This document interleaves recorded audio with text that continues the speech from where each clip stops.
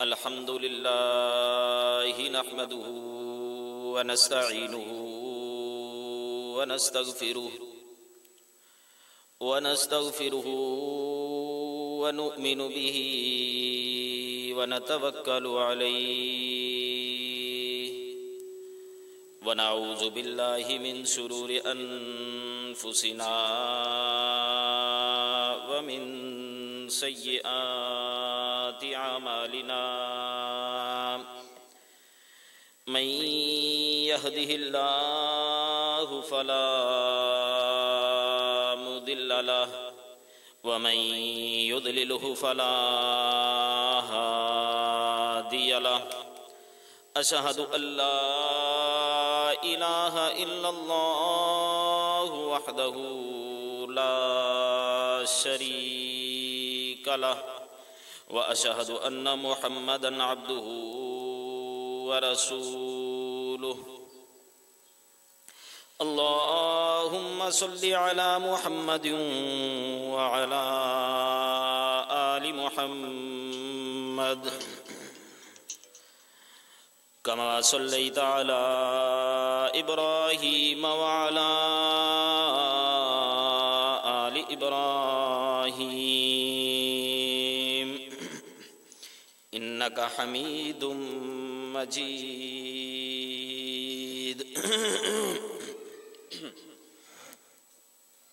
اللهم بارك على محمد وعلى آل محمد كما باركت على إبراهيم وعلى آل إبراهيم إنك حميد مجيد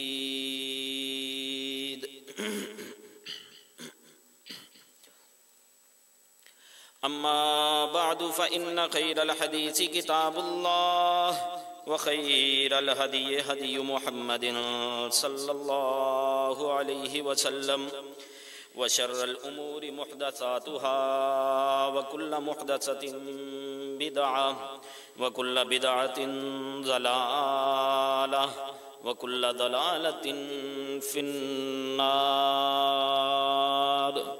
اللهم ربي زدني علما اللهم نور قلوبنا بالإيمان واشرح صدورنا للإسلام اللهم لا تقتلنا بغضبك ولا تهلكنا بعذابك وعافنا قبل ذلك اللهم أحسن عاقبتنا في الأمور كلها وأجرنا من خزي الدنيا وعذاب الآخرة رب ارحمهما كما ربياني صغيرا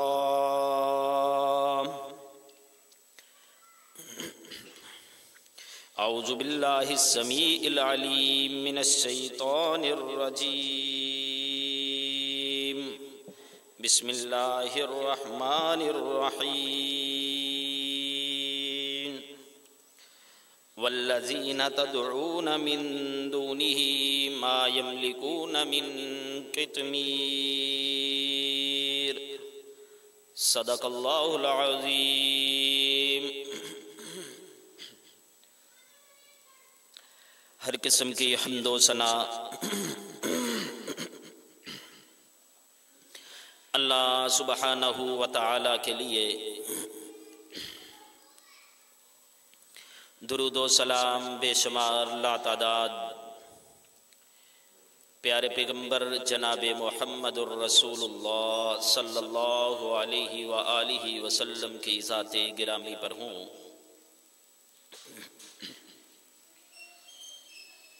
سامعین قدر واجب الاحترام میرے دوستو بزرگوں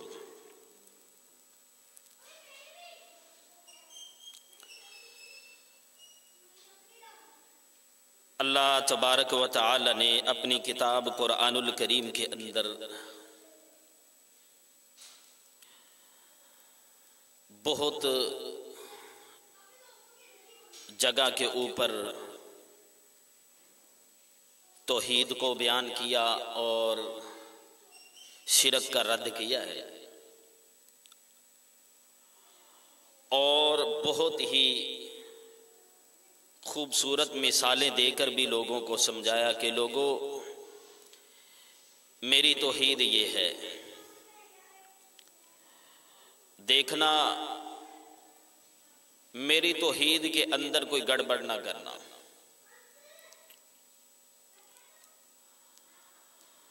تو میرے دوستو، کمی ہمارے اندر ہے کہ ہم نے قرآن کو سمجھا نہیں، اللہ کے نبی کے فرمان کو سمجھا نہیں، اللہ کے نبی کی حدیث کو سمجھنے کی کوشش نہیں کی ہے۔ ورنہ اللہ کے نبی صلی اللہ علیہ وآلہ وسلم نے اللہ کی توحید سمجھانے کے اندر کوئی کمی چھوڑی نہیں ہے، اور اللہ نے اپنا تعارف کرانے کے اندر اور اللہ کے نبیوں نے اللہ کا تعارف کرانے کے اندر کوئی کمی نہیں چھوڑی ہے۔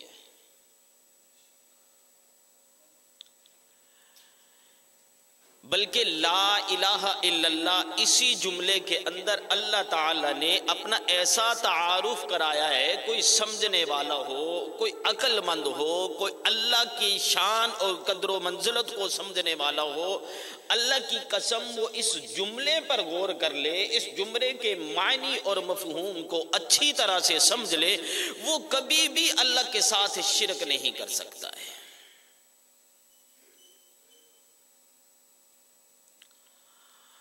آپ کو اندازہ نہیں ہے کہ اللہ نے قرآن الکریم کے اندر شرک کو بیان کرتے ہوئے کتنے سخت الفاظ استعمال کیے، کتنے غصے کا اظہار کیا ہے۔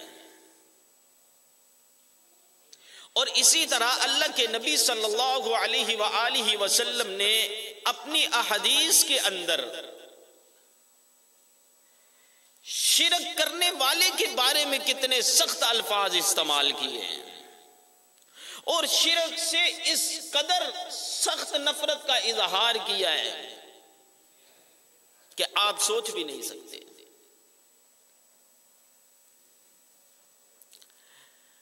بلکہ اللہ کے نبی صلی اللہ علیہ وآلہ وسلم نے جب دعوت کا کام شروع کیا نا، تو اللہ کے نبی صلی اللہ علیہ وآلہ وسلم کے چچا، جنہوں نے آپ کے ساتھ بڑا پیار کیا، بڑی محبت کی، آپ کو پالا، آپ کی پرورش کی، آپ کی ہر جو ضروریات تھی اس کو پورا کیا، تو آپ نے جب لا الہ الا اللہ کی دعوت دی تو بہت سارے لوگوں نے، بہت سارے رشتہ داروں نے اعتراض کیا۔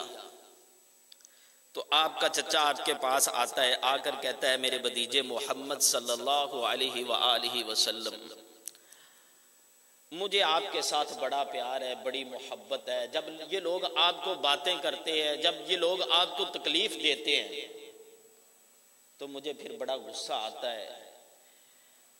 تمہیں تکلیف دیتے ہیں تو میں جو تجھے تکلیف دیتا ہے میں برداشت نہیں کر سکتا۔ تو میرے بھتیجے آپ ایسا کریں کہ آپ لا الہ الا اللہ کی دعوت کو چھوڑ دیں۔ اتنی پیار اور محبت کرنے والا چاچا اور اتنی پیار اور محبت کے لہجے میں آ کر بھتیجے کو یہ بات کہتا ہے کہ میرے بھتیجے اس دعوت کو چھوڑ دو۔ اللہ کے نبی صلی اللہ علیہ وآلہ وسلم فرماتے ہیں میرے چچا، ایک میرے ہاتھ کے اوپر اگر لا کر سورج کو رکھ دیا جائے اور دوسرے ہاتھ کے اوپر لا کر چاند کو رکھ دیا جائے، یعنی یہ بات ناممکن ہے، ایسا ہو تو نہیں سکتا، اگر ایسا ہو بھی جائے تو اے میرے چچا یہ توحید کو بیان کرنے سے میں باز آنے والا نہیں ہوں۔ اندازہ کیجئے کہ توحید کے ساتھ انبیاء نے کتنی محبت کی ہے، کتنا پیار کیا توحید کو بیان کرنے کے اندر۔ اور میں یہ بات اکثر کہا کرتا ہوں کہ وہ مواحدی کیا جو اللہ کو راضی کرنے کی خاطر مخلوق کو ناراض کرنا نہ جانتا ہو، وہ مواحدی کیا جو اللہ کو راضی کرنے کی خاطر مخلوق کو ناراض کرنا جانتا ہو۔ جو اللہ کو راضی کرنے کا ارادہ رکھتا ہے نا، جو موحد ہوتا ہے، وہ مخلوق کی ناراضگی کی طرف توجہ ہی نہیں دیتا ہے کہ اس کا باپ ناراض ہو رہا ہے، اس کی والدہ ناراض ہو رہی ہے، اس کے رشتہ دار ناراض ہو رہے ہیں، اس کو یہ کوئی پرواہ نہیں ہوتی۔ توحید کے اندر لذت ہی اتنی ہے، توحید بیان کرنے کے اندر سکون ہی اتنا ہے۔ جس کو توحید سمجھ میں آ جاتی ہے نا، اس کی ساری زندگی سکون کے اندر گزر جاتی ہے، چاہے اس کو تکلیفیں آئیں، چاہے اس کو مار دیا جائے، اس کو کاٹ دیا جائے، اس کے جسم کے ٹکڑے کر دیے جائیں، اس کو جلا دیا جائے، اس کو اس کے اندر سکون ہی ملتا ہے۔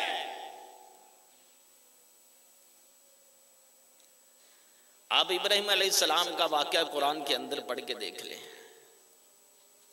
اللہ کی توحید کو بیان کیا، مقابلے کے اندر باپ ہے، نہیں پرواہ کی کہ میرا باپ ناراض ہو جائے گا۔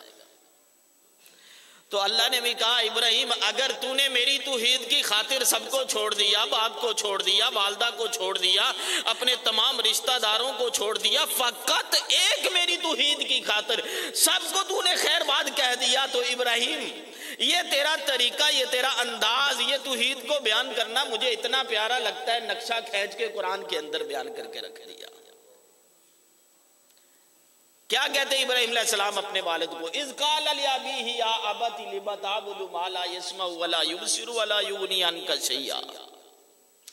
ابا جان بڑے ادب سے بات کرتے، ابا جان یا ابت، ہے میرے ابا جان، لم تعبد ما لا يسمع ولا يبصر ولا یغنی عنک شیئا، ان کی عبادت کرتے ہو جو نہ سنتے ہیں، نہ دیکھتے ہیں، اور نہ تمہارے کچھ کام آ سکتے ہیں، ولا یغنی عنک شیئا، تمہارے کچھ بھی کام نہیں آ سکتے۔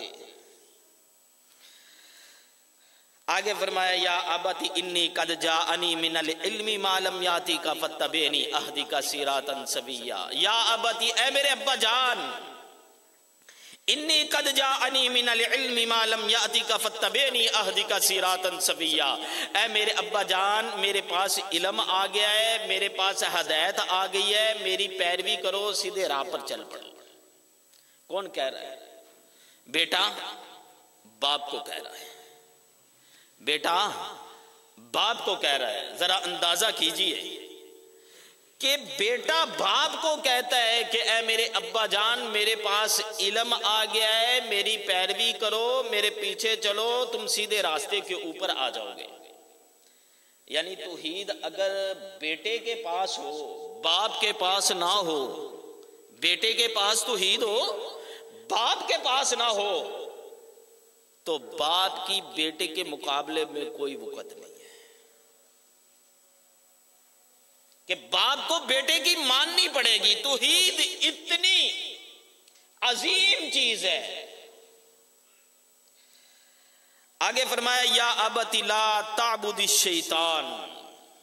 الفاظ بڑے سخت ہیں، کون کہہ رہے ہیں؟ حضرت ابراہیم علیہ السلام۔ کس کو کہہ رہے ہیں؟ اپنے باپ کو۔ کس کی محبت کے اندر کہہ رہے ہیں؟ اللہ کی محبت کے اندر، اللہ کی توحید کی محبت کے اندر اپنے باپ کو اتنے سخت الفاظ اور بڑے ادب کے ساتھ کہہ رہے ہیں یا ابتی لا تعبد الشیطان، اے میرے ابا جان شیطان کی عبادت نہ کرو۔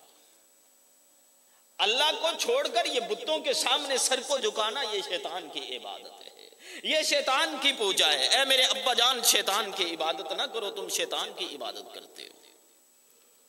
ان شیطان، بے شک شیطان، للرحمن عصیہ، رحمان کا نافرمان ہے۔ آج جب ہم بھی توحید بیان کرتے ہیں نا، تو اللہ کی قسم جب یہ لوگ اللہ کو چھوڑ کر غیر کے در کے اوپر، غیر کی چوکھٹ کے اوپر، غیر کی قبر کے اوپر سجدہ کرتے ہیں تو اللہ کی قسم بڑی تکلیف ہوتی ہے۔ تو ہمارے بارے یہی مشہور ہے کہ یہ اولیاء اللہ کے گستاخ ہیں۔ لوگوں تم جتنا مرضی کہو یہ اولیاء اللہ کے گستاخ ہے، اللہ کی قسم اللہ کے ولیوں کے گستاخ نہیں ہے۔ اللہ کے ولیوں کے گستاخ نہیں ہے، لیکن وہ آدمی ہمیں بالکل اچھا نہیں لگتا ہے، وہ جتنا مرضی خوبصورت ہو، وہ جتنا مرضی علم رکھنے والا ہو، وہ جتنا مرضی اونچے خاندان کا ہو، اللہ کی قسم وہ آدمی جو اللہ کے در کو چھوڑ کر غیر کے در کے اوپر سر جھکاتا ہے وہ ہمیں زہر لگتا ہے۔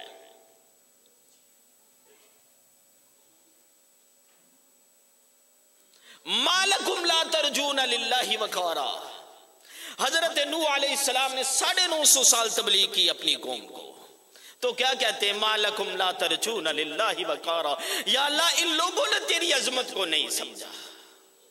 مالکم لا ترجون للہ وقارا، یا اللہ میں 950 سال رویا، یا اللہ میں نے 950 سال ان لوگوں کو تبلیغ کی، میں نے 950 سال تیری ذات کا ان لوگوں کو تعارف کرایا، میں دن بھی رویا میں رات بھی رویا، ان لوگوں نے تیری شان کو نہیں سمجھا، تیری عظمت کو نہیں سمجھا، تیرے وقار کو نہیں سمجھا ہے۔ اللہ کی قسم قرآن سے آیات پڑھ پڑھ کے ان لوگوں کو سمجھاتے ہیں، ان لوگوں کو بتلاتے ہیں، لوگوں سمجھ جاؤ مشکل کشا صرف ایک اللہ کی ذات ہے، ولیوں کے ساتھ ہمیں کوئی دشمنی نہیں ہے، ہماری کوئی ذاتی دشمنی نہیں ہے اللہ کے ولیوں کے ساتھ۔ اللہ کی قسم جو اللہ کا ولی ہے، جو اللہ کا ولی ہے، تہجد گزار 5 وقت کا نمازی، قرآن کی تلاوت کرنے والا، روزے رکھنے والا، باشرع ہے، شریعت کا پابند ہے، اللہ کی قسم ہم اس کو اللہ کا ولی مانتے ہیں، اور اس کے جوتے کو اپنے سر کا تاج سمجھنا یہ بھی ہم بہت ہی عظیم سمجھتے ہیں۔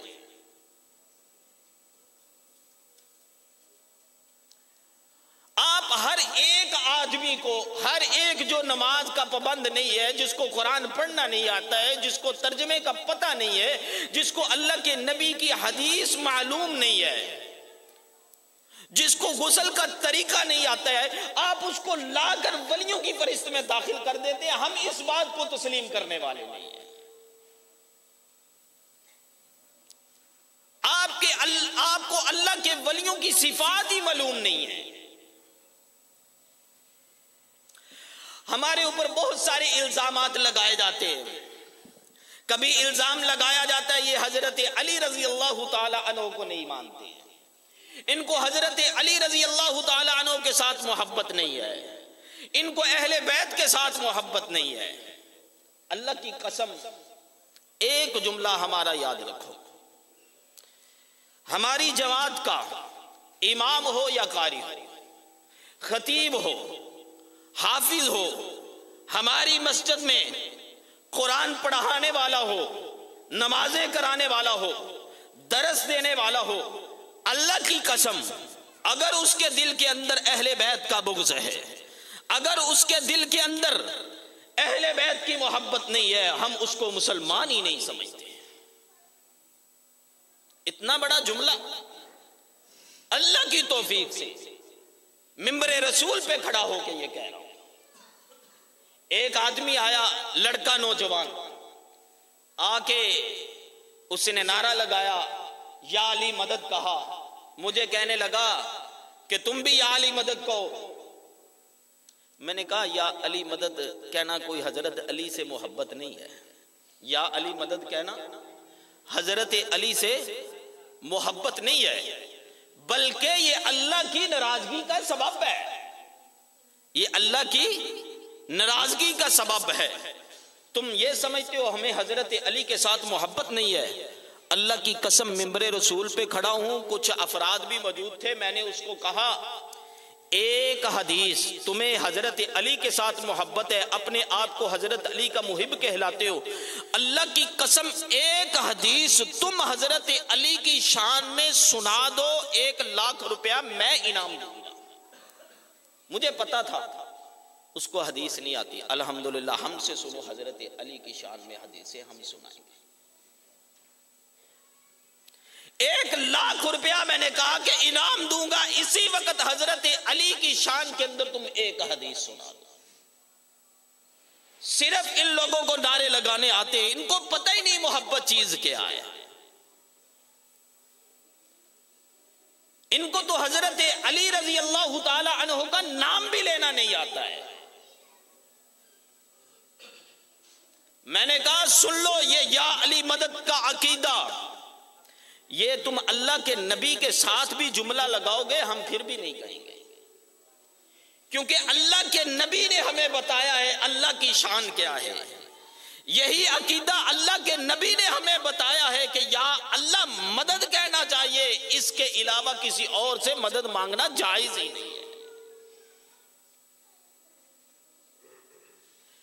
ایک حدیث اللہ کے نبی سے ثابت کر دو، ایک جملہ اللہ کے نبی سے ثابت کر دو کہ اللہ کے نبی صلی اللہ علیہ وآلہ وسلم نے فرمایا ہو کہ حضرت علی سے مدد مانگنی ہے۔ صرف ایک جملہ اپنی مسجدوں کے اندر بھی لکھوا دیں گے، لیکن اللہ کی قسم ایسے کوئی الفاظ اللہ کے نبی سے ثابت ہی نہیں۔ اس وقت بڑا افسوس ہوتا ہے جب یہ لوگ اللہ کے مقابلے میں لا کر اس کے شریک کھڑے کر دیتے ہیں۔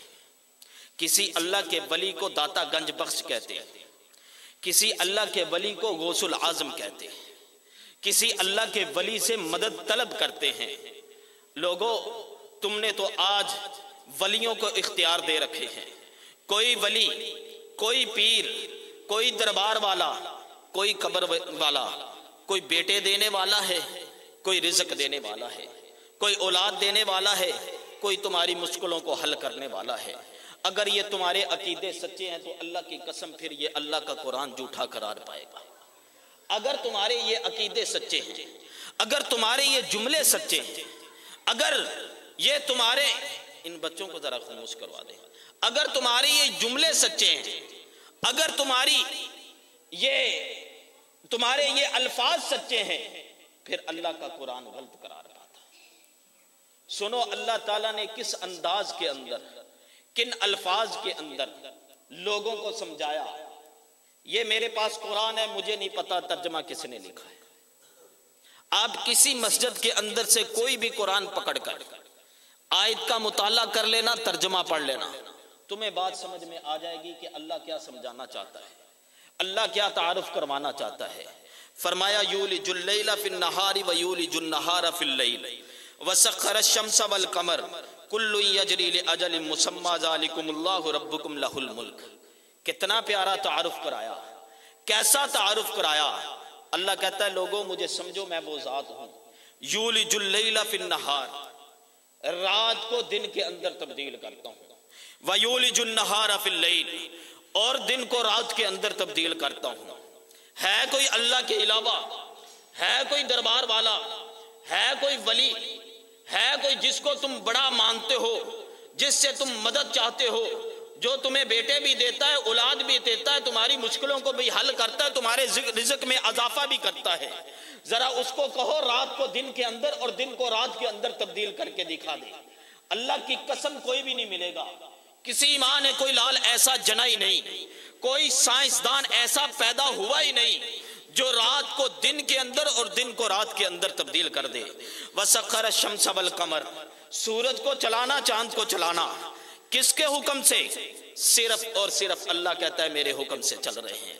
ایسا چل رہے ہیں، ایک سال کے بعد ڈیوٹی لگا دی، اتنے منٹ میں نکلنا ہے۔ سورج ایک سال بعد، یہ آپ کے سامنے کیلنڈر لگے ہیں، دیکھ لینا ایک سال بعد بھی اسی منٹ اور سیکنڈ کے اوپر نکلے گا۔ کیا ہے؟ اس رحمان نے، اس داتا نے، اس مشکل کشا نے، اس پروردگار نے ڈیوٹی لگا دی۔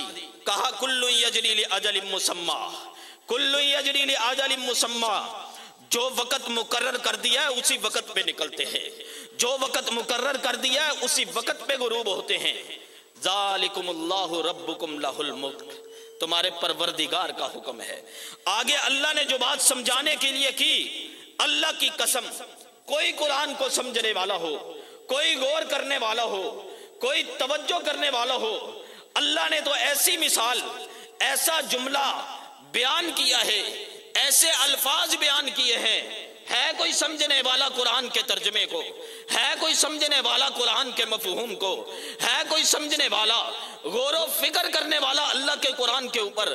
اللہ کہتا ہے والذین تدعون، او لوگو वल्लज़ीना तदऊन मिन दूनिही, जिन लोगों को मेरे अलावा पुकारते हो, मदद के लिए पुकारते हो, मुश्किल वक्त के अंदर पुकारते हो, औलाद लेने के लिए पुकारते हो, तुम्हारी हाजात वो पूरी करते हैं।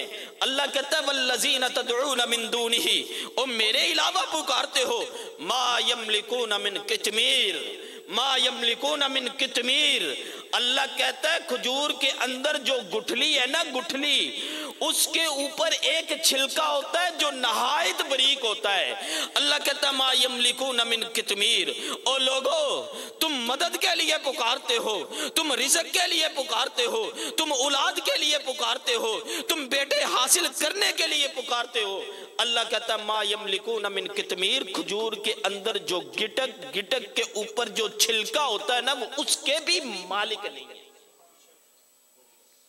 कैसे अल्फाज, कैसे जुमले, कितना प्यारा अंदाज समझाने का।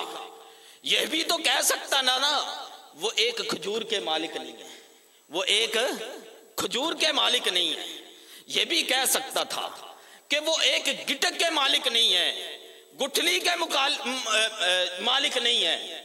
लेकिन अल्लाह ने कहा वो तो जो खजूर के अंदर गुठली है, उसके ऊपर जो छिलका है नहायत बरीक होता है। कभी खजूर खाओ ना तो उसके अंदर एक गुठली निकलती है जिसको हम गिटक कहते हैं, उसके ऊपर एक नहायत बरीक छिलका होता है।